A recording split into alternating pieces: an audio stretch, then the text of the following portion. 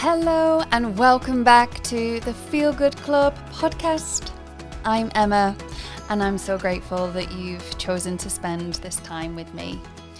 This is a podcast, if you've never been to it before, it's a space where we explore the connection between ancient wisdom, psychology, and mindful living, and how all of these practices can support us in navigating the beauty and the challenges of being human. So today, sit back, relax, and the show is about how do we care and protect our inner world in a world that can feel incredibly distracting. I hope you enjoy. Here's the show.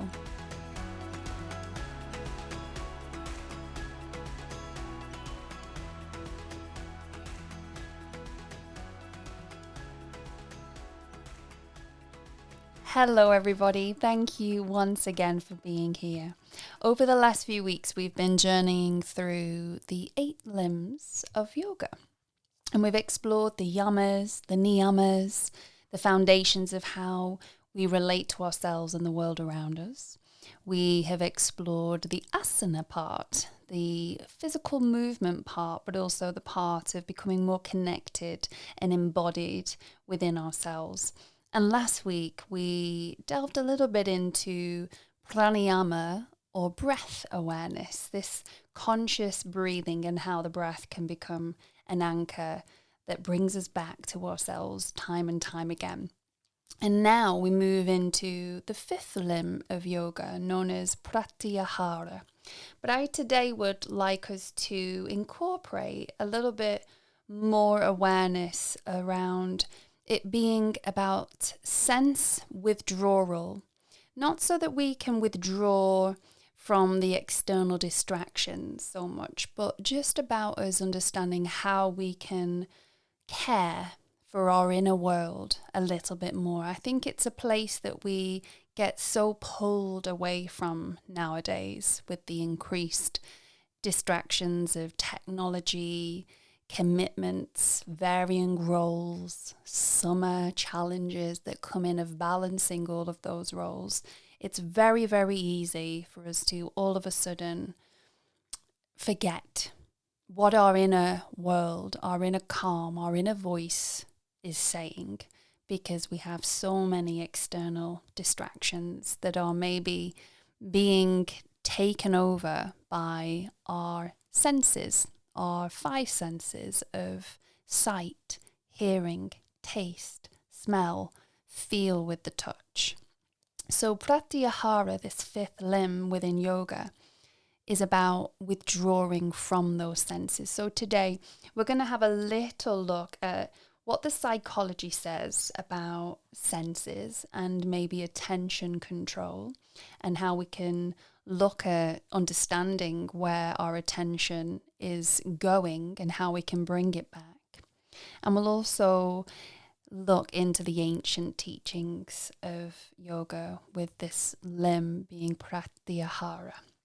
And then, of course, as always, I shall leave you with a couple of practices that you can maybe take with you for the rest of your week, that you can allow yourself to just keep practicing and experiencing the withdrawal of sense, so that you've got a little bit more of a calmer, peaceful place to return back to when you feel that those senses have got a little bit overstimulated. So before we begin at looking at maybe the teachings and the research around our attention, I'd like to just ask some questions that hopefully will allow you to pinpoint, okay, yes, I get where my senses are right now, or how I've been feeling recently. And my first question is not something to answer maybe immediately. It might be there already for you, but just something to notice. And the first is, how often do you finish the day feeling exhausted? I know I mustn't be on my own. Maybe not physically, but mentally and cognitively. Maybe you can't remember how to get home because there have been far too many taps open in your mind in the day. Or maybe you've found yourself losing your words. You can't find the words anymore. Or maybe you just feel like your eyes need to close, but they are still very much wanting to stay awake. Now, of course, there could be many other medical reasons around that, but if we're just looking generally at our energy levels and our senses, how often at the moment are you finishing the day just feeling pretty tired? That feeling where the body might simply be rested, but your mind feels like it has been running a marathon. So that would be my first question, and whether that resonates for you. My second would be, are you finding yourself at the moment frustrated by your senses? Or maybe you're feeling overwhelmed, overstimulated by the senses. Maybe it's a really busy place where you are right now with the summer season. Maybe you live in a tourist town and it is all of a sudden ramped up with numbers, and your personal space is no longer there as you would normally experience it walking down the road. Or maybe you are noticing sounds so much more at the moment. Maybe there are too many demands on your sense of touch. It's been particularly warm and humid of late. And I know for me, having a clammy skin can feel really overwhelming at times, or just knowing what clothes to wear. So at the moment, have you noticed that you're becoming a little bit more frustrated with your senses? And then my third question and final question would be, do you hear sounds or become easily distracted and procrastinate when you're meant to be holding your attention? Are you noticing that your ability to focus has changed? Maybe you sit down and you complete something important, but suddenly you're checking your phone. You've opened up one more tab on your computer because a word has just incentivized you to check what that means, or can I dig deeper into that? And then all of a sudden, before you know it, the thing that you've sat down to complete is waiting in the wings, and you've got another 20 tabs open, and it's 30 minutes down the line. You're not on your own. I'm doing it too. And somehow we're noticing I was supposed to be doing the task, but I've got waylaid. And this is happening more and more. I'm hearing people more and more say, I just can't seem to focus at the moment. I just seem to procrastinate. My attention is near non-existent. And this is what this question of how do I learn to withdraw my senses, or within yoga, Pratyāhāra, how do I learn to return back to my inner world so that I can meditate, essentially, so that I can be mindful. We're going to explore all of these things today. So if any of those questions resonated with you, or maybe just tipped you into, I'm curious about that, then this podcast hopefully is going to be able to give you some answers and some supportive practices that we can do to keep withdrawing, not from life, but keep allowing ourselves to be very, very structured and disciplined with where we're allowing our attention to go. Because that very old saying of where our attention goes, our energy flows. And we have to make sure that we are savoring our energy and letting our attention go to the places that it's meant to. One of the things I've been reflecting on this week is how easily it is to become disconnected from our inner state. And I think it's particularly interesting, as I've mentioned before, during the summer months, that summer is often described as a time of energy. It's by the solar panels above us that we are invested in being able to spend more time outside, more social connections, more adventures. And whilst there is something really beautiful about this time of year, I absolutely love summer, although I am moving more into becoming a bit of an autumn comfort baby. I think you change with the seasons of your life. There is something definitely still beautiful for me about summer, but I have also noticed that summer can feel a little bit unexpectedly exhausting. For us in our home, we have birthdays, the May, the June, the July. It also seems to be a period where things just come to fruition for us in our family. So, for example, I've just had my degree classification received, which was very joyful, thankfully. I have had a big Showcase Wellbeing 15th year anniversary, which had a lot of community come together. And whilst it's exhilarating, having all of these things going on can also equally be exhausting. And, you know, when we have all of these plans and commitments and more invitations and children being off school and changes to the routines, we find that we're reaching the end of the day. I know I am on occasions and wondering, why am I so tired? This isn't how it's supposed to be. I'm a healthy individual. I practice what I teach and what I preach. Why am I feeling so tired? And a lot of the time it's because we are trying to meet the expectations of the busyness of this life that we've all created, instead of actually paying attention to our own inner energy and our own inner state. So it's not unusual that during these busy times, we can feel incredibly depleted. And it's an important question during those times that we don't see it that there is something wrong with us or that there's something particularly to fix, but we just give ourselves permission to pause and ask, where is my attention going? And perhaps even more importantly, is this where I want my attention and my energy to go? And one of the things I find fascinating through studying psychology is that so much of what we experience today can be understood through the lens of attention. And our attention is one of the most valuable psychological resources. Yet we're living in this world that is constantly competing for it, isn't it? You know, we've got every possible app that we could ever need now. Every notification is available to us at the tip of our fingers. Advertisements coming through. You can't watch a program anymore without several advertisements coming through and distracting you from what you was just watching. There's headlines, messages, everything is designed subliminally to capture our awareness, to capture and take the resource of our attention.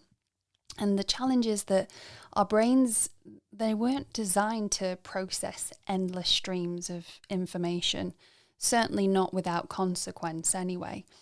And psychologists describe this as attention as a limited resource. But I don't think we generally look at it like that. I genuinely think many of us believe that we should be superhuman and we should be able to keep going and we should be able to keep absorbing more and more and more. And whilst our attention is increasing, so too is our burnout. So having awareness over how much our brains are endlessly holding information is really important to make sure that we don't get to the point of feeling absolutely depleted. You know, if we think of the battery analogy, or the battery on our phone tends to be a good reflection of actually the battery's on 10%, it needs charging, well so do I. Or if we've got 100 tabs open on our computer, it tends to go slower, but we don't give ourselves the same grace of understanding I've got 100 tabs open in my brain or 100 to-do things right now, but I expect myself to keep going. So psychologists describe it as this limited resource for attention. And when we repeatedly switch between tasks, our brains need to work harder to refocus. And this is why multitasking can leave us feeling really exhausted. And we believe that we're being productive because we're doing lots of things, or maybe that's how we measure success. I know I certainly used to view that if I could get many things done in a day, then I've had a successful day, whereas now I try to just make sure I've only got 3 top things that I need to complete in a day so that I can actually do it with some level of quality. So my reframe of what success feels like is actually a bit more balanced now, rather than having to do 100 things.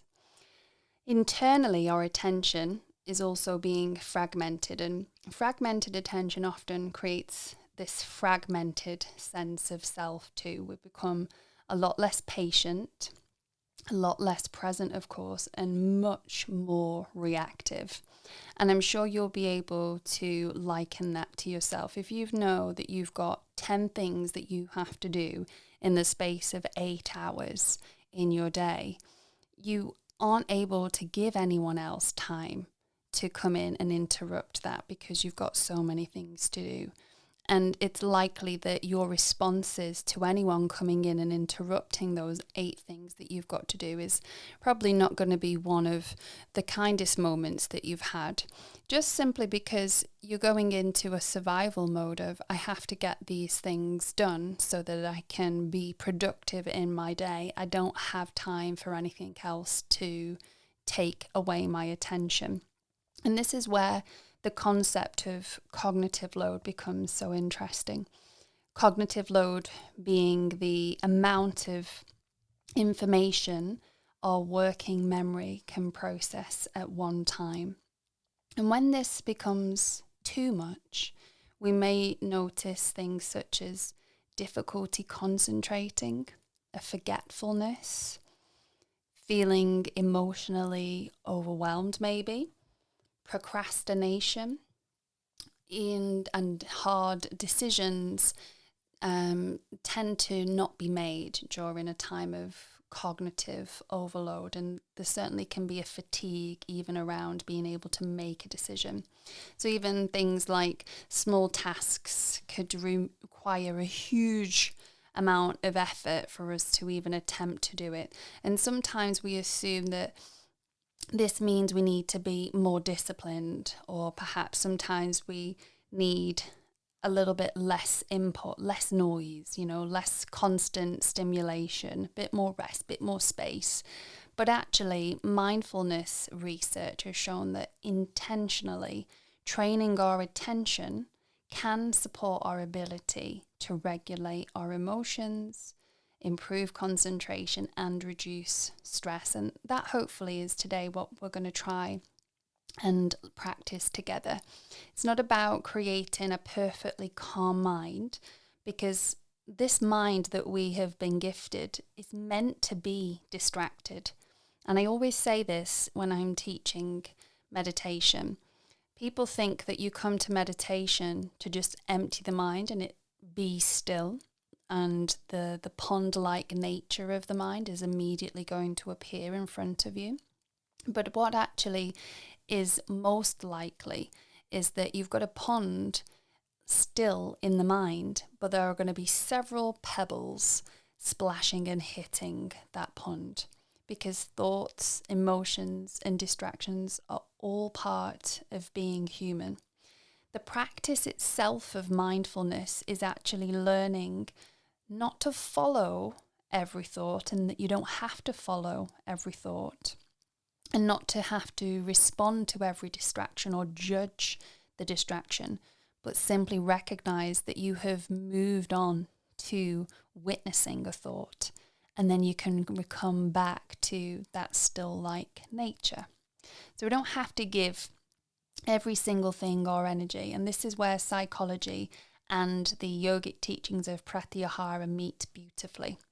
Both invite us to develop a healthier relationship with attention, to notice where it's going, and to become conscious rather than automatic, and just to create a little space between what we experience and how we respond.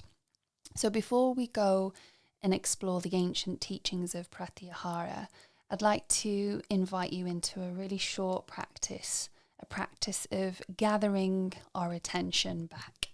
So just bring yourself into a comfortable seat. And as you do that, just allow your body to soften. And take a slow breath in.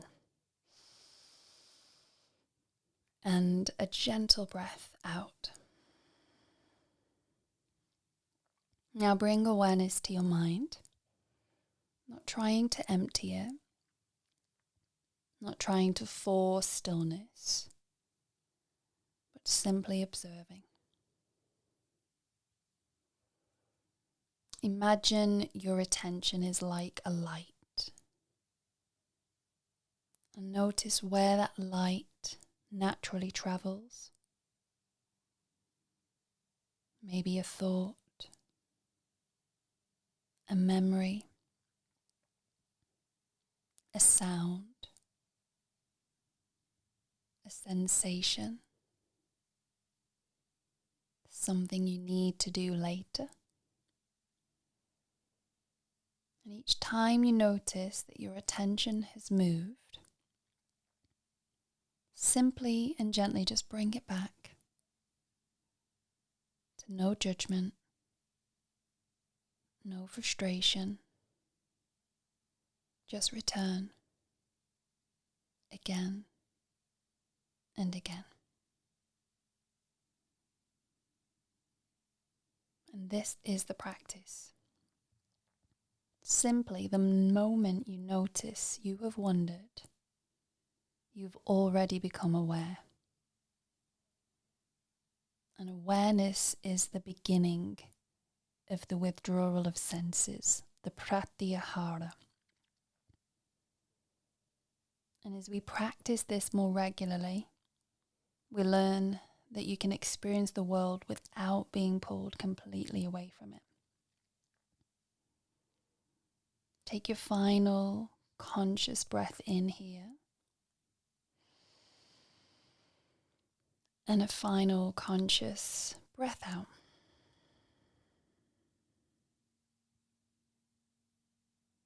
So the word itself, Pratyāhāra, can be translated to withdrawing what we take in.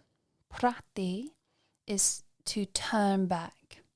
Ahara is that which nourishes us. And I've always loved that interpretation because it reminds us that we're constantly consuming not just food, but conversations, opinions, entertainment, expectations. And in yoga, this fifth limb, Pratyāhāra, it just simply asks us, is what I'm taking in nourishing my inner world? And I really enjoy consciously asking myself regularly, particularly with me having quite a lot of sensory stimuli. I'm always distracted by sights and sounds that go on around me. I'm constantly asking myself, am I feeling the need to be depleted by taking my attention to so many other places because it's easier than having to be present with where I am now? Or is it less about closing my eyes to the world and more about opening my awareness to myself? And in the Bhagavad Gita, which is a traditional spiritual book that is very much interlaced with the teachings of yoga, there is this ancient image often used that I've spoken about recently in class that I think really allows us to visualize the effects, the reasons that withdrawing the senses is so important. And the image is that of a tortoise that draws in its limbs back into its shell. Not because it's frightened, but because it knows where its home is. And perhaps, just perhaps, that's our invitation to remember where home is. Not because it's perfect in its shell or in its circumstance, not because it has to be silent when we return home, but just to know that it's there and it's within ourselves, and that we don't have to search and seek for validation or comfort or connection to anything that is external. As long as we have this home, this shell to draw our limbs into, it is a place of safety. And then when we realize through our own inner workings of Pratyāhāra that it's there and that we can come back to it whenever we need, whenever we want, then we can maybe decide, do I pop my limbs back out of this shell and do I explore and enjoy the world again? But only if our energy is right and topped up. So that allows me to move into our 3 simple invitations of practices this week for your Pratyāhāra, your withdrawal of senses, your control of your attention. And the first is, begin the day with yourself. What a novelty. Begin the day with yourself. So as soon as you wake up, as soon as the light comes in, just give yourself a moment of 3 conscious breaths.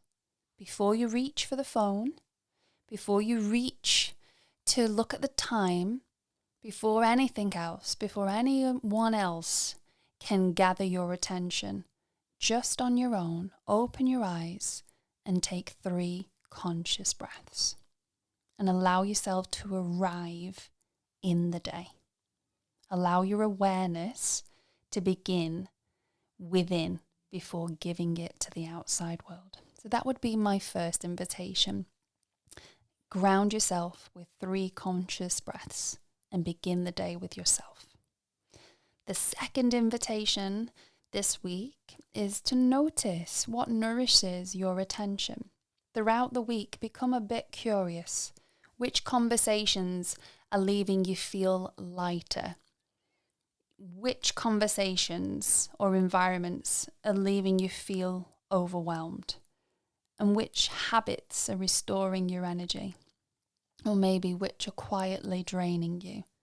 And remember, if the answer to any of those doesn't fit where you need your energy and your attention to go, then change it. Come back into that tortoise shell. So the second practice this week is notice what nourishes your attention. And the third and final practice is create 1 moment of sensory quiet, sensory bliss. So every day this week, spend just 5 minutes without consuming anything at all. So that means no scrolling, no music, no podcast, no television. Just sit, walk, or simply just breathe, sat in nature. Just allowing your senses to soften. Have a tech-free 5 minutes every day for this next few days. And you might just be surprised at how much wisdom appears when the world becomes a little bit quieter. That's it for today, everybody. Thank you so much for being here again. Thank you for caring for your inner world. If you have liked this episode, please subscribe to the podcast and share it with anyone that you think would benefit. Until next time, peace out.